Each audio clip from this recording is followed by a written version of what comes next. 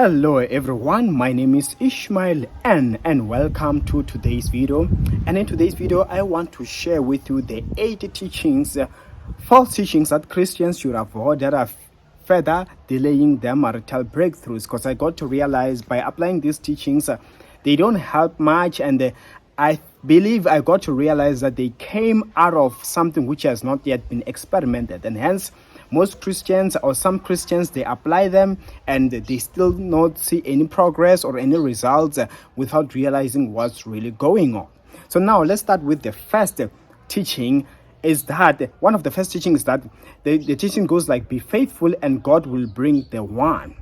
Only be faithful and God will bring the one. This is one of the teachings that I once received as I was growing up as a youth member, that just only be faithful to God. And being faithful is like keep yourself pure, which is good as a Christian, and keep yourself praying, do those things, be a holy someone who does not defile yourself, you know what I'm saying.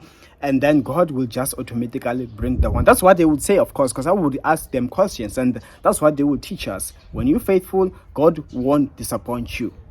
And did it happen like that? No, because you know what the Bible says in the book of Proverbs chapter 18 says, he who finds a wife finds a good thing, meaning you must go out there and look for the one. Even a lady must expose themselves, like Rebecca when she went there to fetch water.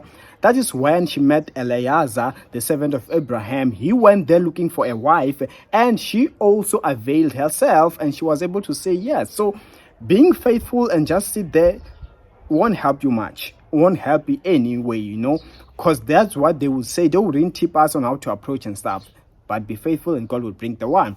And I'll just head to the second one, which goes like, God will give you someone exactly like you. It's almost similar to the first one, but here it's like, if for example you're a pure person, you have a woman has never maybe slept with a man, she will also find a man who is like her, who's pure. If you're a man, just you want someone like you are faithful, and that's what you decided to dedicate your body into Christ for, God is gonna give you exactly like you. And is it really exactly like that? Yes, of course, once in a while it does apply. There are some people who can testify that they got somebody like them, but it's not always the case. I remember even my pastor shared one story. She didn't say in detail because I think she know the people, but she was like, there are some men who find that their man has never slept with any woman, and he believed that the lady he was with also had never slept with any man. That's what he said. But on the day of the wedding, that's when he find out that the lady was actually with a child already. She had a child. She was just hiding it in the wedding day. So all in all, what I'm trying to say to you, that teaching does not exactly apply. You will see some man who was a drunkard, who's been wicked, sleeping all over with these women, but still marry a woman or a virgin lady. So such things, they don't come like that. We find that there's a virgin man or a man in the church who still wants a virgin girl, but he found that she's not interested. She decides that she wants that other man. She's more attracted. So those things, they happen a lot, especially women. Some I was surprised, most they don't even look at so much that a man must be. They would even say they want a man with experience. So such teachings, they don't make it like that, okay? So you must be careful that you don't have those too much expectations. Not that you shouldn't want it, you should want it, but don't expect too much. That's how it works in the kingdom. And thirdly, describe exactly how the person should look.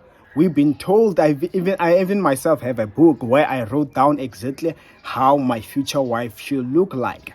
But as we're growing, and even now as I'm realizing how to apply all these things, I got to realize that, you can't exactly describe. There was a man of God who once said in a church, he was listening a letter of a lady who wrote a prayer request that my future husband, I want God to give me someone with muscles, he must be tall, he must be, all those descriptions. And the man of God was like, there's such a thing, you will only find it in Hollywood movies if you want such man. You know what I'm saying?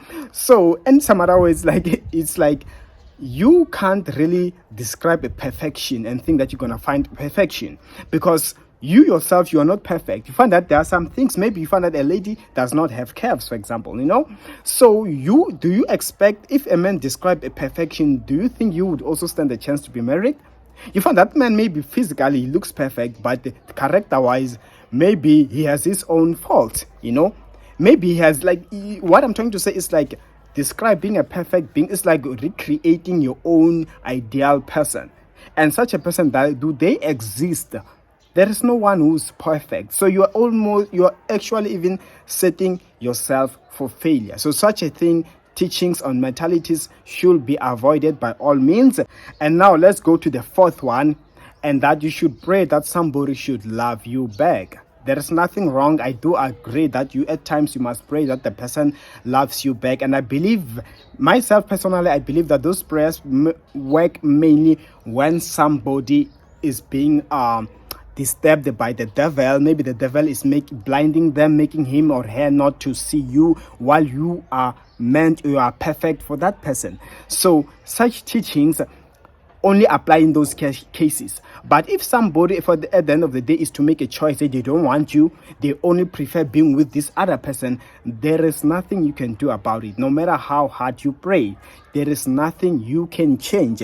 Even God wanted the Israelites in the wilderness to trust in him, to believe in him. That's why he was performing all those miracles and all. While in the Bible, it still says that he hardened Pharaoh's heart, to show that God knows he's capable of weakening and softening or hardening somebody's heart. But he finds pleasure when we make decisions on our own. So hence, when we decide to serve him out of our free will, not because he manipulated us, it's almost like in a case where somebody spikes your drink and makes you do what you didn't want to do. Would you really be glad that somebody did something because you drank them? No, you want them to do it because they also find pleasure. So God wants men to have a free will. So when you pray that somebody loves you back, mainly doesn't work because people have a free will. Jonah, God at the end had to force him as he made his fish to swallow him. But at the end of the day, it showed that he made a choice that he did not want to do it. Why couldn't God just soften his heart and make him go to Nineveh and preach? So God had to find means to make him at least now fear him and then obey. So that shows you that don't expect God to do things which he also find it difficult to do. Not that it is difficult, but he does not really operate under. He prefers somebody doing it out of their own free will. So such doctrines that pray, they will love you, they don't work. It's almost like you're trying to manipulate somebody, okay? Only pray that if there's a devil that is blinding them, may his eyes or her eyes be opened. And now let's go to the fifth one, that there is only one person made for you in the whole world. Some people feel like you are only ordained to be one with one person. Hence, when somebody dumps them or rejects them, though they had a dream or they have a revelation from God that he is your husband or she is your wife, they can't let go. Although that person now is with somebody else, is dating somebody else, wants to get married to somebody else, for example, or prefers, they still hang in there. So never believe such doctrines. People have a free will. Just like when Paul said, when in the book of Corinthians, he was like, if her husband is to die, if she was married, if her husband is to die, she is free to marry whomever she pleases. And he was more glad, he was like, most especially if the person is in the Lord, she can marry whomever. So at the end of the day, when it comes to marrying or choosing the right spouse, there is somebody, you have a free will. The only thing that we've been praying about here is not because there is just one person, but I believe that in the whole world, people have different characters, but God, just like friends, you can't be friends with anybody, but there are few number of people whom you are able to connect with. So even in the whole world, when it comes to ordained spouses and all, there are a number of people whom you can be suitable with, people whom you could get along, you could spend the rest of your life together. Your characters, they align. Hence, you pray that God, show me out of those 10 people in the whole world, may you help me, may you help us to meet each other, may you help me to recognize him or her, that one or one of the few people in the whole world that I can really connect with, that can be suitable. It's almost like asking a friend for an opinion, which one is the best, and they tell you yes. Just like you even do it with your friends before you date somebody. You be like, if you ask people who know that person, their character, is this a good person? Is she a good lady? They be like, yeah, she's a nice person. You can be with her. If they say he's a wrong guy or he's a bad guy or a bad lady, you avoid them, isn't it? So it's the same. That's the reason we need God to guide us and lead us so that we end up in the right hands rather than the wrong hands. Okay, now let's go to the sixth one. You can make him or her love God. Like I just said in the script, that what Paul once said, that, oh, wife, how do you know if you can change your husband? And husband, how do you know if you can change your wife? Let me tell you, being a born-again Christian, that's why God had to appoint apostles, people to preach, is because somebody had to be convinced, and then at the end of the day, they make a choice. So you can't be there and be with somebody and thinking that they're gonna love God, you're gonna make them. At the end, is a decision that you make inside. People, the best thing that they can do is to pretend on you, especially if a man wants a woman or wants to get in the pants, he can pretend to be good, he can pretend to be as sweet as possible. Why? Until he gets what he wants. When now he feels like he no longer need it, he reveals his true colors. These things are still happening today. They are happening every day. Why are people being left? Why are people being dumped? It shows that people do still change their character. So don't rely on that, because people can disappoint you. You cannot force somebody to be with you, and you cannot force somebody to love God. Hence, be with somebody whom you know for real they genuinely love God, not because just to make you happy, but because also they've been convicted on their own will. And now let's go to the seventh one. When the one finally comes, you will also know.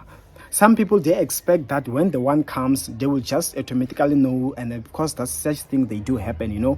But let me tell you, it's not always the case. There are people who would share testimonies where they'd be like, at first I doubted, I felt like he was not the one, I didn't want him, I was rejecting him, until maybe after a year or after 2 years, I finally gave him a chance, and then I realized, wow, I fell more in love with him, and then now we're happily married and all those things. I'm glad that I finally gave him a chance and all those things. So it's not always the case. How many people, especially these young teenagers, when they start dating, they look at a guy and be like, oh, he is the one. Yes, I felt like this is the one, I'm gonna get married. If you could check people's social medias, if they were not to erase those posts, you would see a lot of things. You were gonna laugh that in the beginning, the first guy or the first girl, they would say, she is the one, he is the one, this is the one from God.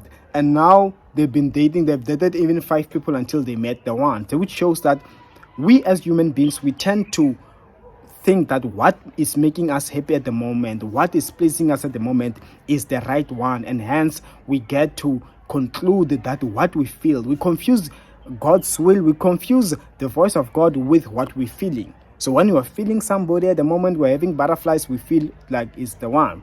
So you can't always tell that is the one. Hence, do expect that somebody right for you might come and you might not be able to recognize them. You might at first maybe doubt, but something pushes you, and then you feel like giving them a chance or giving a try, and then later only to find out that you made the right choice. So that is also another way. But once in a while it does happen where you can just feel it and it happens. I'm not saying that does not happen, but don't always expect so much. And finally, the 8th one is like, dating is a sin, especially in African churches. They be like, just dating itself, it's a sin. Hence, most people, they grew up being scared to date, and as a result, you find that as now their ages are suitable, they never got to.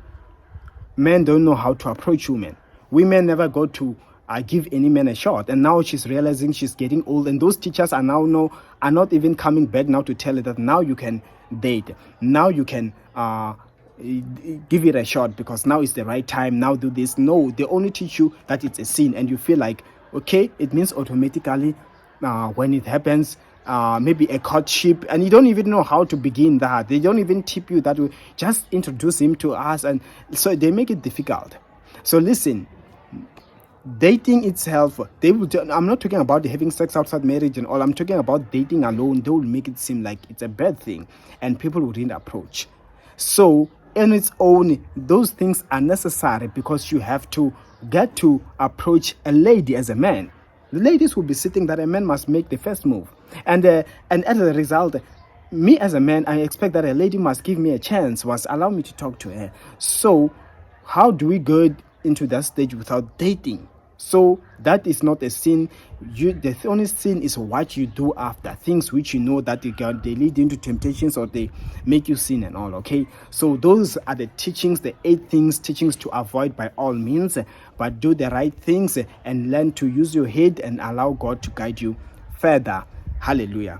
And that's all I had for you in today's video. If you enjoyed today's video, please like it, share it with others, as well as subscribe, and most importantly as well, hit the notification bell so you know every time I upload new videos like this. And for prayer requests, spiritual advices, DM me on my Instagram or email me.